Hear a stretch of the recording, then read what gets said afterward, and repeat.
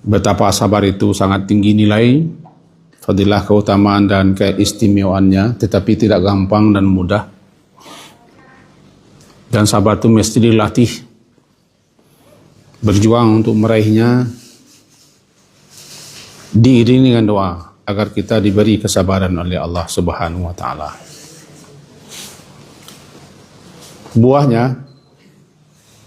Allah rahmati orang-orang yang sabar sehingga ditempatkan di tempat spesial nanti di jannah, di surganya, yang tidak biasa diraih oleh orang-orang yang biasa. Itulah kesabaran. Kadang-kadang ada peristiwa-peristiwa, masalah, persoalan, problem yang kita hadapi yang bikin kita tidak sabar, sehingga kita sedih, kita duka, berhibah hati. Kadang-kadang berpengaruh kepada pekerjaan, kepada pemikiran. Kadang-kadang malah bisa bikin kita hampir putus asa. Disitulah pentingnya doa demi doa. Karena hati kalau gelisah, resah, sedih, duka dan nestapa, kembalinya ke langit lagi. Tidak ada obat hati selain daripada itu doa. Dia tenang kalau diingatkan kepada pencipta dan penguasanya, kepada muqallib yang membolak-baliknya, kepada musarif yang mengendalikannya. Karena kita memang terkadang tidak mampu menguasai hati kita. Karena penguasa hati kita bukan kita. Penguasanya adalah Allah. Ya muqallibal qulub. Wahai yang membolak-balik hati. Ya musarifal qulub, wahai yang mengendalikan hati. Sehingga terkadang hati itu bisa sedih, duka, cemas, lusuh, dan sejenisnya. Nah, di antara doa, ini dia. Sampai-sampai Rasulullah bilang kepada para sahabat bahwa siapa yang mengetahui dan mendengarkan doa ini, dia mesti nata'allam, mempelajarinya. Kita harus mempelajarinya. Dan mesti diajarkan kepada orang lain. Karena begitu pentingnya doa ini. Nah, mari kita baca dulu. Dari Abdullah bin Mas'ud radhiyallahu anhu bahwa Nabi sallallahu alaihi wasallam bersabda, ma asaba, tidaklah menimpa seseorang hamba sesuatu kedukaan, itu hammun wahazan, dan tidak pula dia ditimpa oleh kesedihan. Lalu dia membaca doa, Allahumma inni abduka. Ya Allah, inni, sesungguhnya aku adalah abduka, hambamu. Ibnu abdika, anak hambamu. Ibnu amatika, anak hamba perempuanmu. Nasiyati biadik, ubun-ubunku di tanganmu. Madin fiya hukmu, telah berlaku fiya pada diriku hukmu, hukum keputusanmu. Adlun, adil, fiya pada diriku qada'uka, qada'mu. As'aluka, aku meminta, memohon kepadamu. Bi kullismin, dengan setiap nama, huwalaka, Dia nama itu milikmu. Sammaita bi nafsak, yang telah engkau beri nama dengan nama itu dirimu sendiri. Atau anzaltahu, engkau turunkan dianya nama itu fi kitabik, dalam kitabmu.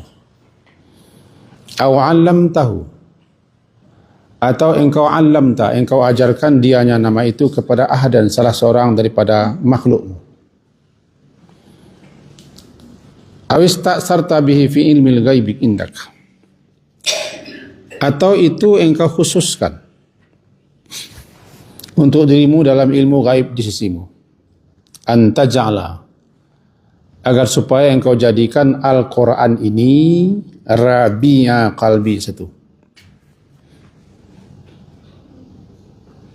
sebagai penentram penyejuk hatiku.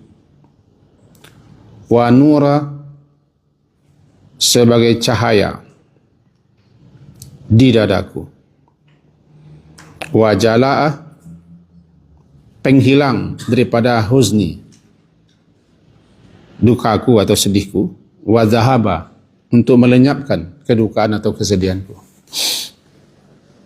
Keterangan hadisnya di bawah, Allah pasti akan menghilangkan,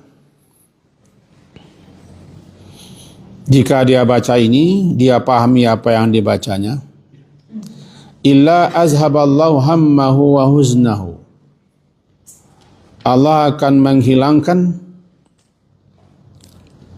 kedukaan dan kesedihannya, wa abdalahu makanahu faraja, dan menjadikan di tempat dia sedih dan duka tadi kelapangan, kegembiraan. Hadis riwayat Imam Ahmad 3712 dan Ibnu Hibban 972. Mari kita pahami.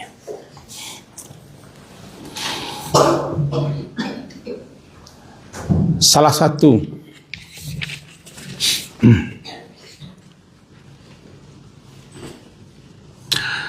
daripada adab meminta, memohon, mengadu kepada Allah adalah kita sebut namanya.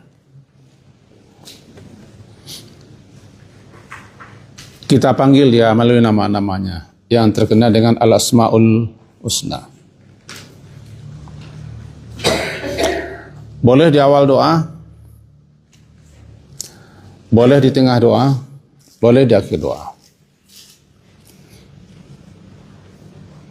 Karena dia memiliki nama-nama. Walillahil asma'ul husna fad'uuhu biha. Dia memiliki nama-nama yang indah dan yang sudah sampai kepada puncak keindahannya. Fad'uuhu biha, maka berdoalah kamu, memintalah kamu kepada Allah itu dengan nama-namanya itu. Surat Al-A'raf, surat ke-7, ayat 180, halaman 174, bagi siapa yang ingin lihat.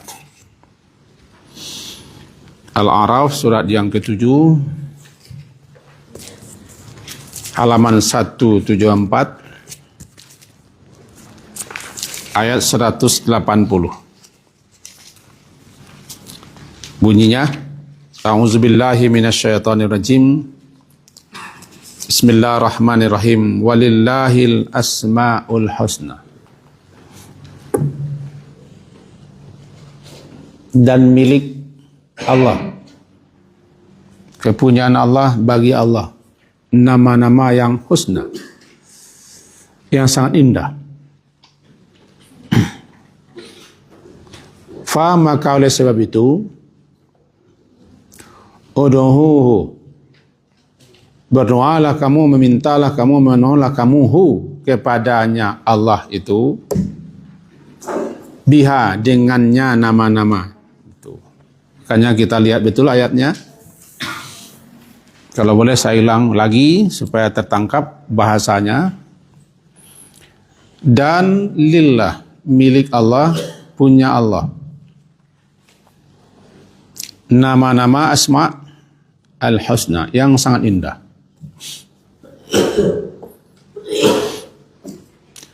Fa, maka oleh sebab itu, Ud'uhu, berdoalah kamu, kamunya waw itu kamu. Berdoalah kamu, berdoalah kalian kepadanya Allah itu. Itu Allah yang memiliki nama-nama yang indah itu.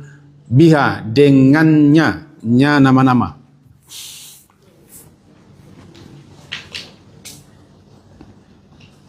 Intinya apa? Diperintah kita. Jika memohon, jika berdoa, sebut namanya. Seru dia dengan namanya. Karena kita memohon, kita meminta, kita mengadu. Satu. Makanya dimasukkan oleh ulama kepada adab berdoa. Di antara adab berdoa adalah kita memohon, meminta, menyapa, menyerunya dengan namanya. Ya Rahman, Ya Rahim. Ya Hayyu, Ya Qayyum. Ya Zal Jalali wal Ikram. Ya Fattah, Ya Alim, Ya Razzaq. Ya Aziz, Ya Jabbar, Ya Qawi. Macam-macam. Cocokkan, sesuaikan nama Allah itu dengan permintaan kita.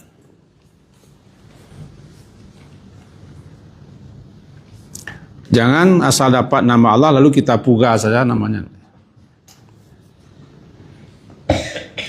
Kalau kita sakit gigi, jangan pergi kepada spesialis kulit, tidak ketemu dia. Kalau sakit perut, jangan ke THT, tidak cocok.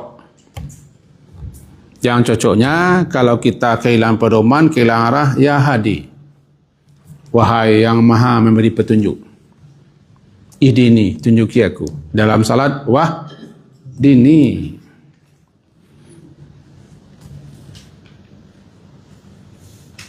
Allah mahdini wasaddidni.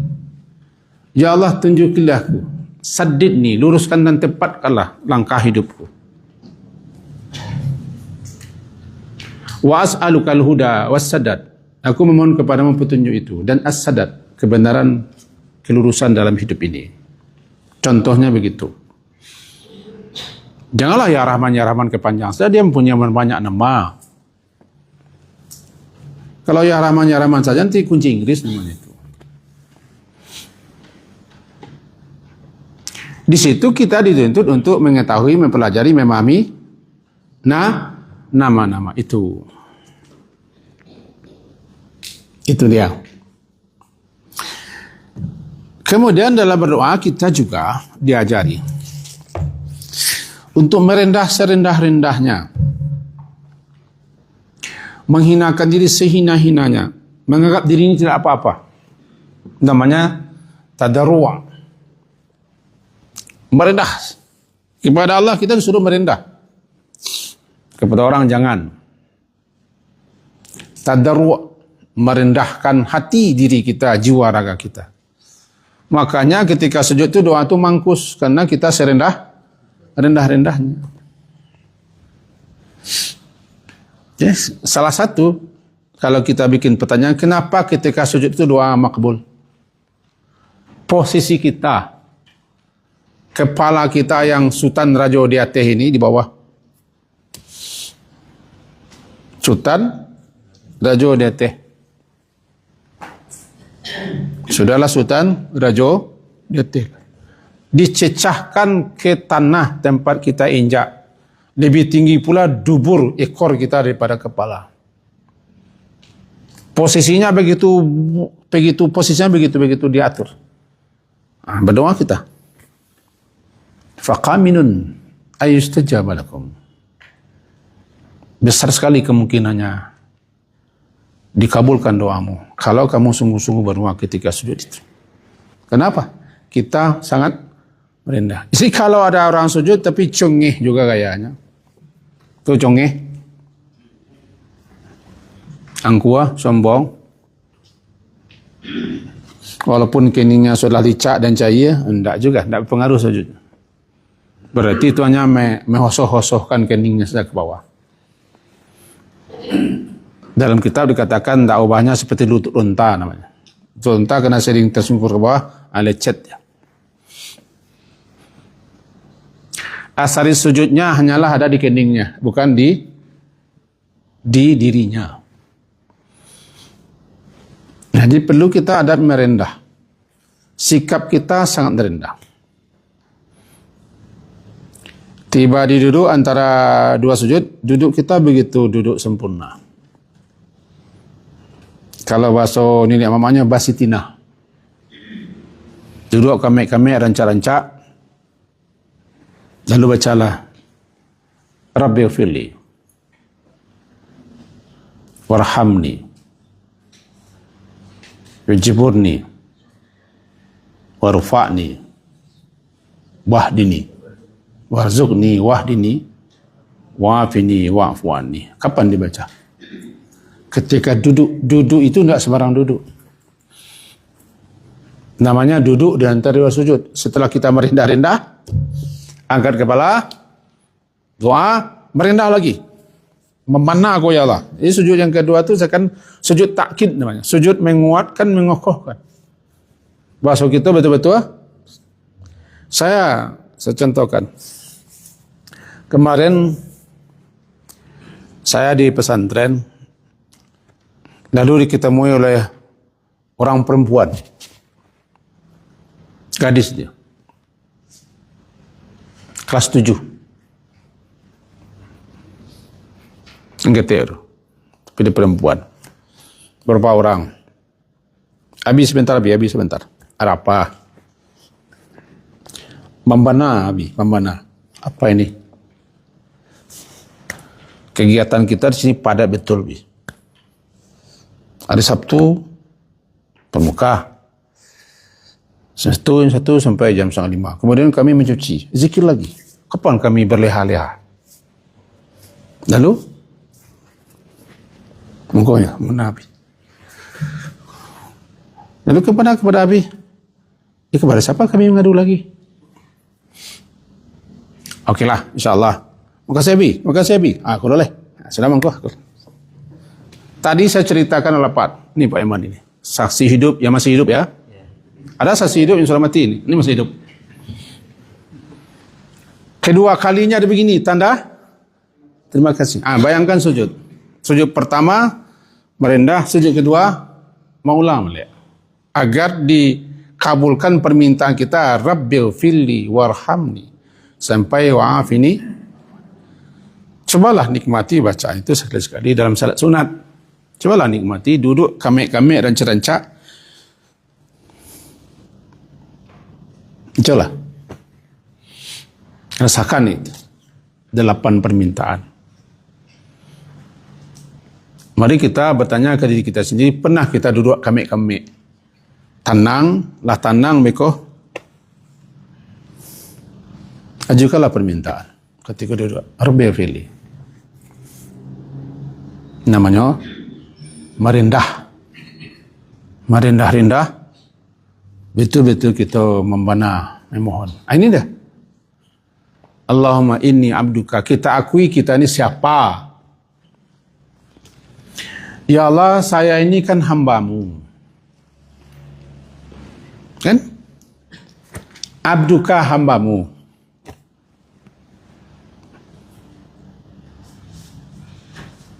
Ibnu abdik, anak hambamu, anak Nabi Adam. Terus ke bawah. Bin sampai dia Adam. Nenek moyang kita hamba Allah juga. Nabi Adam hamba juga. Jadi saya ini hamba, anak daripada hambamu, anak-anak. Bin hamba sampai Nabi Adam. Dia mengakui kita bahawa semenjak Nabi Adam sampai kita adalah hamba ciptaannya. Dan kita harus menghamba kepada dia. Ibnu amatik. Anak hamba perempuanmu Hawa. Terus ke bawah. Namanya apa itu? Mengakui kita ni siapa? Kita ni siapa? Minta tapi gaya sok loh. Tidak. Sok sia-sia gaya. Tak. Nasihati biyadik. Ubun-ubunku berada di tanganmu. Orang kalau tarik ubun-ubunnya, dia tidak bisa lawan. Ubun-ubunku di tanganmu. Ini menggambarkan saya tidak punya daya, tidak punya kekuatan, tidak kemampuan, karena kepalamu di tangan engkau ya Allah. Tengkorakmu di tanganmu. Engkau bisa saja mengapa-ngapakan. Orang kalau tarik ujungnya kepada situ, kelemahannya kalau bercakap, bercakap adik.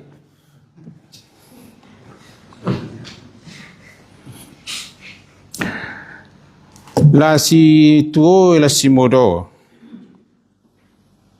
Pasti ya pasanihan. Bini tu ya mimudo, sali yang bahasa sengihan. Ambil rambut nan bini mudo nutun, ambil kepala anda melawan itu. Lamang kusin. Buat kelemahan perempuan di. Siapa bilang? Saya lah. Istri. Ya istri, saya kan punya istri. Istri saya 2. Istri yang dulu, istri yang sekarang. Berkelahi kedua-duanya. Bodoh. Ini gambarkan. Ubun-ubunku di tanganmu. Ingat surat Al-Alaq.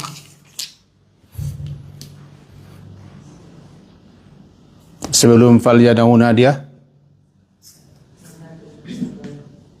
Sebelumnya. Ingat saja, saya juga tidak ingat.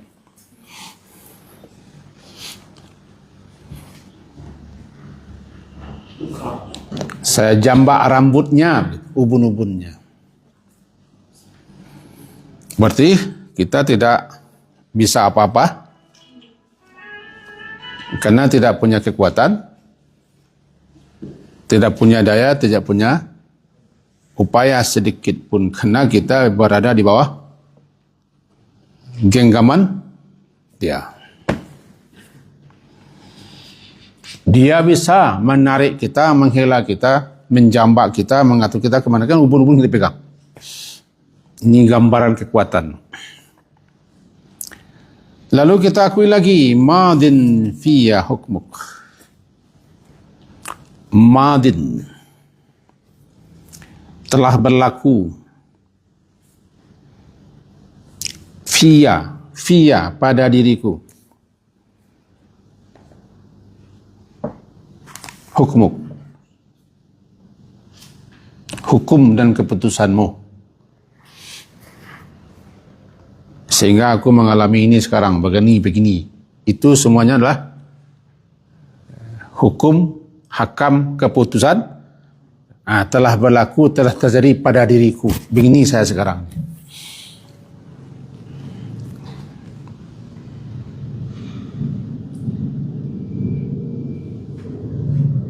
Adil.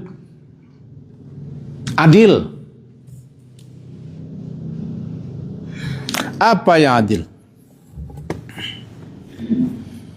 Fiya, pada diriku, qadamu, ketetapanmu adalah adil. Tidak ada satu keputusan Allah pun, ketetapan Allah yang tidak adil. Semuanya adil. Cocok, sesuai. Adil itu menempatkan sesuatu pada tempat yang semestinya. Kalau tidak, namanya zalim. Itu makanya zalim itu definisinya meletakkan sesuatu pada bukan tempat yang semestinya. Adil. Qadamu yang telah engkau tetapkan, engkau putuskan di alam sana, semuanya telah terjadi pada diriku, itu adalah keadilanmu. Karena engkau adalah Al-Adil. Salah satu nama Allah adalah Adil. As'aluka, baru ajukan permintaan. Sudah dipaparkan siapa kita ini hamba, anak hamba. Kita ini di bawah kendalinya. Kemudian kita jelaskan pula, telah berlaku hukummu kepada diriku, dan ketetapanmu adalah adil. Nah, as'aluka, aku meminta, aku memohon kepadamu, ya Allah, Bi, ingat bi. Bi dengan kul, dengan memakai, dengan mempergunakan semua nama. Huwa, yang dianya nama itu milikmu. Samaita, yang telah engkau beri dengannya dirimu. Artinya Allah telah menamai dirinya dengan nama. Allah pilih nama, lalu dia beri dirinya nama, diberinya dirinya dengan nama itu. Catatan, nama Allah sesuai dengan Allah. Allah itu kita kenal melalui namanya. Nama kita kadang-kadang tidak sesuai dengan kita. Gelar kita, Galar Raja Alam, tidak sesuai. Icelelang bini saya mengerinyui. Dan sesuatu ludah lainnya. Lah, habis pak. Cokain lusuh tak tahu kau di sudut selai. Tenang selai. Begitu lo rasnya kau. Ras tak bagi dua. Pertama ras mobil, yang kedua ras yang paling berkuasa.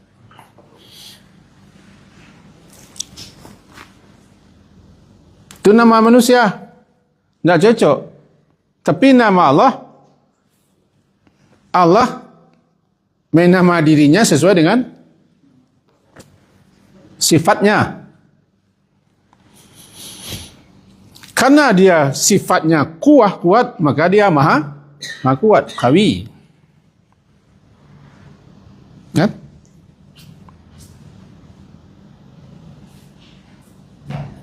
Itu contohnya itu. Karena dia punya rahmat, dia rahmat.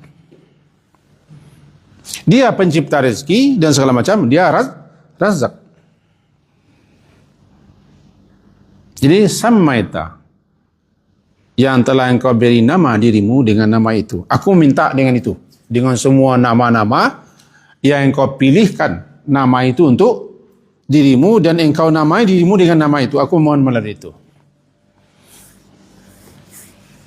Bisa. Halo?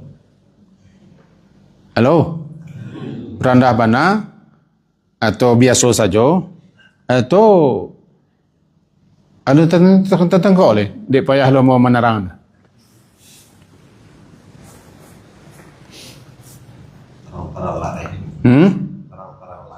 Terang lari.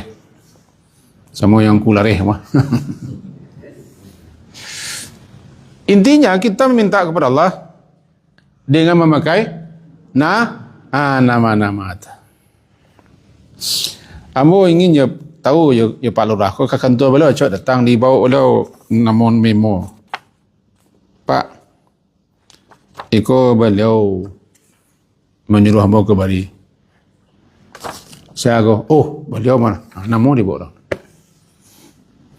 Namo. Apalah arti sebuah nama? Nama itu luar biasa itu. Berarti nama. Dalam Islam, nama itu berarti sekali. Kasihlah nama yang terbaik. Ketika mati orang nanti nama itu dipanggil lagi. Dicabut nyawa, dibawa rohnya ke atas. Disebut nama-nama yang terbaik. Yang telah diberi nama si roh tadi. Penting nama. Di hari kiamat, nama itu juga dipanggil. Kemana kerjanya ini? Atau anzaltahu fi kitabik, atau dengan nama yang kau turunkan dianya nama itu dalam kitab sucimu ini. Nama-nama Allah dari sini. Di penutup, di ujung-ujung ayat ada nama-nama Allah. Namanya anzaltahu, yang telah engkau turunkan dianya namamu itu dalam kitabmu.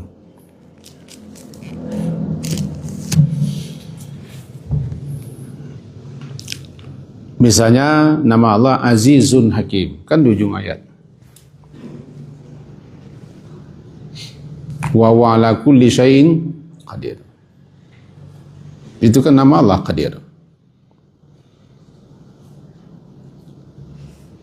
Atau Alimun Khabir. Nama.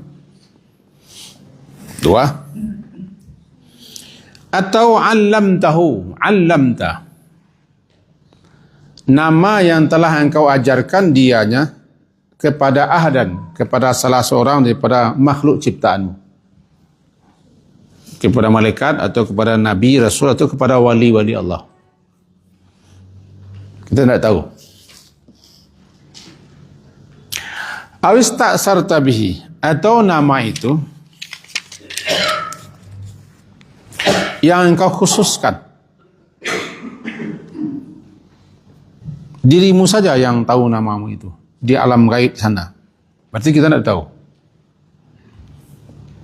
Berarti ada 4. Semua nama yang Allah beri, yang telah Allah beri namanya, atau nama yang telah diturunkannya, kitab sucinya, atau yang telah diajarkan kepada hamba pilihannya, atau dia sendiri yang tahu.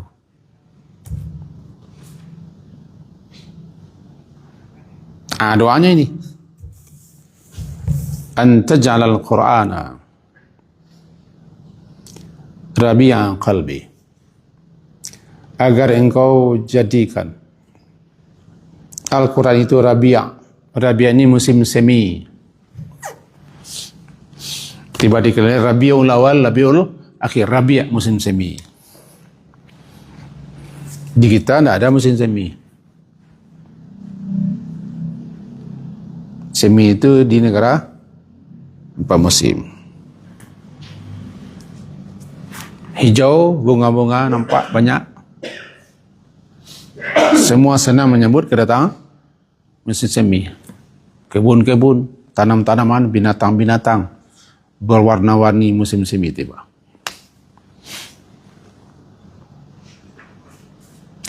Musim semi sangat indah. Damai, nyaman, tentram. Sehingga orang berlama-lama bersantai-santai di tempat santai menikmati musim semi. Nah, dibawa ke hati. Jadikan Al-Quran itu hendaknya bersemi di hatiku. Sehingga dia tentram, nyaman, damai, tenang hatiku. Karena hatiku sedang gelisah, sedang resah, sedang duka, sedang pilu, sedang sedih.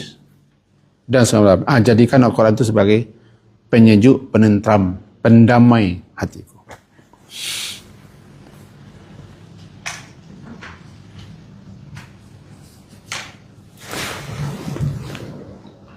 Karena Al-Quran itu adalah syifa'un lima fi sudur. Penyembuh penyakit yang ada di dalam dada kita. Syifa. Pertanyaannya, apakah Quran itu sudah menjadi obat di hati kita? Kenapa kita rajin baca Quran, hafal, tapi hati kita mengkurap juga? Tandanya belum semi lagi. Hafal, tapi hati kita masih tidak nyaman, tidak tenang, masih menyimpan, masih bagaimana begini. Berarti yang salahnya bukan Qurannya. Kerusakan itu pada TV Anda, bukan pada stasiun pusat. Bukan salah bunda menganduang. Rata tangan. Tangan itu. Quran itu syifa, rahmat, penyejuk, penentram. Kita baca Quran setiap hari. Bahkan kita hafal. Atau kita bisa jadi mengajar orang. Tapi kenapa dia tidak damai, tidak tenang? Apa yang salah? Yakin kita bukan Qurannya yang salah. Yakin kita bukan doanya yang salah.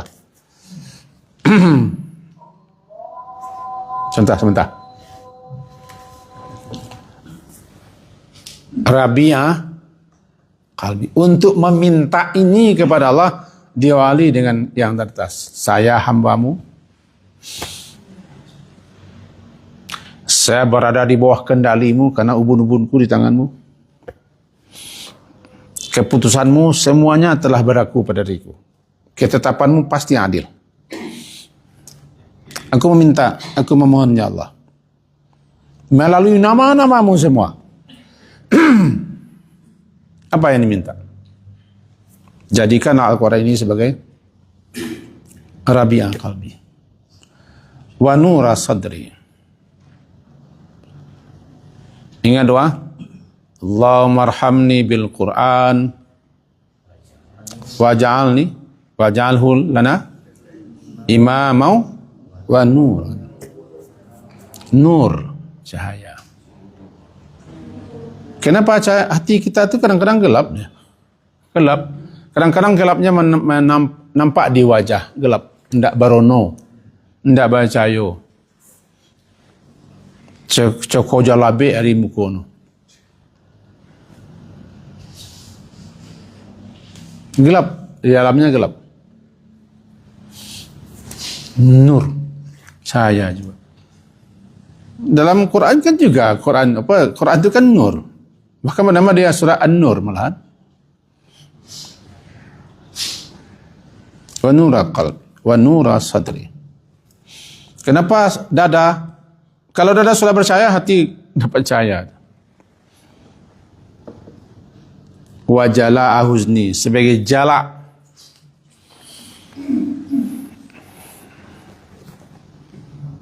Jala itu pembersih yang kotor. Membersihkan etnis, jala. Inna hadhil qulub, sesungguhnya hati ini tasda'u, bisa berkarat. Tasda' bisa berkarat, kama yasda'ul hadid, sebagaimana besi bisa berkarat idza asabahul ma, apabila air ditimpa dia oleh air, besi itu berkarat dia. Besi berkarat kena air, kena embun. Hati bisa berkarat. Karat hati itu tadi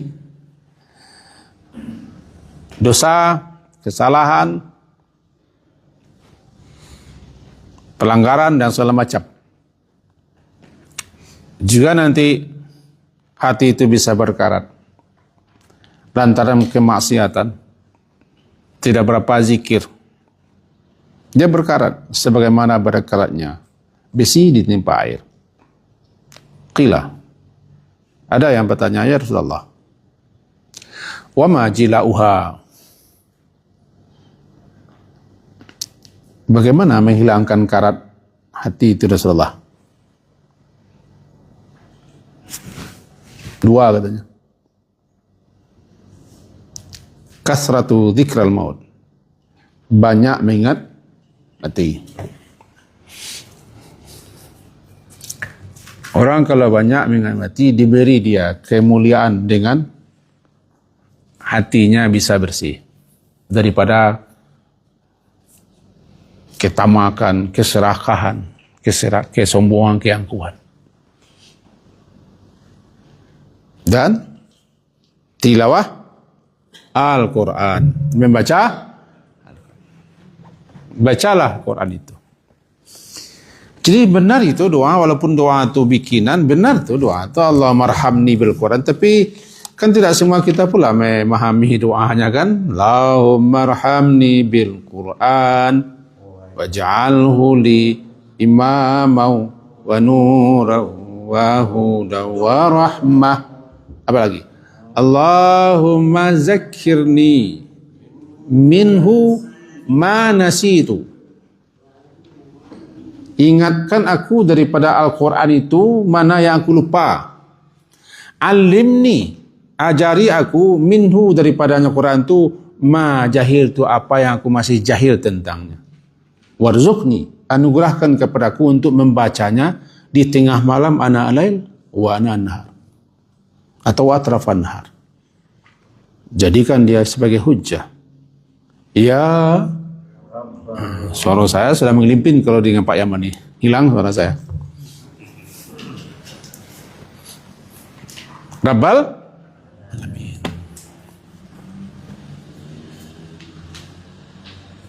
Kalau sudah begini, kata Rasulullah,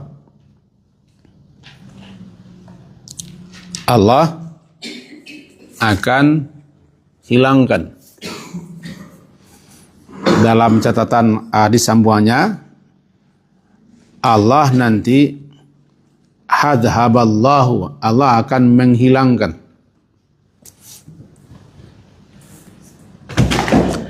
kedukaannya, kesedihannya, kesusahannya, dan diganti dengan kesenangan, kegembiraan di tempat di mana dia sedih, senang.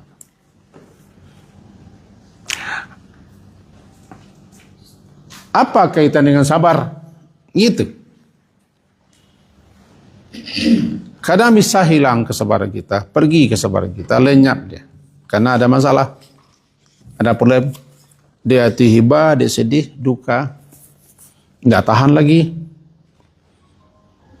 Sabar itu kan salah satunya kan sabar adalah menahan emosi. Sedih emosi, iyalah. Duka emosi, iyalah. Emosi itu kan bukan marah saja. Maka jadikanlah Al-Quran itu bukan hanya bacaan saja, juga obat. Mohonkanlah itu kepada Allah. Berdoalah kepada Allah dengan semua nama-namanya. Karena nama Allah itu bukan hanya 99 banyak. Yang 99 saja hafal sudah cukup. Sebanyak itu nama Allah. Siapa yang hafal, paham, hafal ya, paham ya, dijadikannya pegangan, kemudian dia berdoa dengan nama Allah itu, masuk surga dia, 99. Tapi kalau dipajang-pajang saja enggak. Enggak juga dipajang-pajang.